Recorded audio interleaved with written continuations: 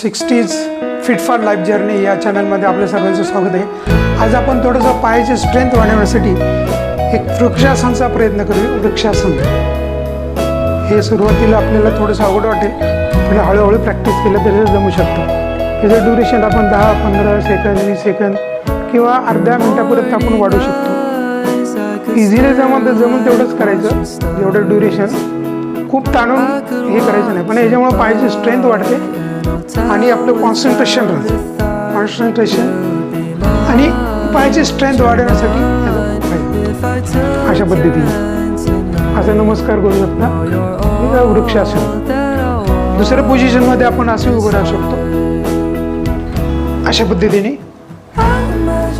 1 2 3 4 5 6 7 8 9 10 त्याप्रमाणे दुसऱ्या पायावरती. त्याच्यामुळे आपले पाय मजबूत होतात.